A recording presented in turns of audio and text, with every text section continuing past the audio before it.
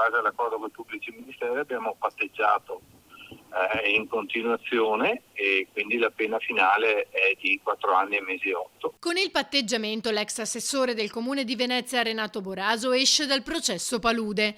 In una prima fase aveva già patteggiato in via definitiva una pena a 3 anni e 10 mesi di reclusione, oltre 400.000 euro di multa per 12 episodi di corruzione, per i quali nel luglio 2024 era stata disposta un'ordinanza di custodia cautelare in carcere, poi tramutata negli arresti domiciliari. È stato un accordo del pubblico ministero, è stata una decisione che il mio assistito ha ritenuto di prendere, quella di chiudere questa vicenda, quindi ne ho preso atto.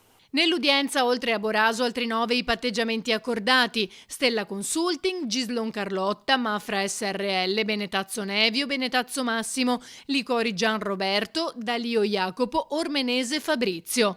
Liquidate anche le spese per le parti civili. Comune e città metropolitana 4.600 euro ciascuno, costituiti contro tutti gli imputati. ACTV e AVM, costituitesi solo contro l'ex assessore, 1.800 euro ciascuno.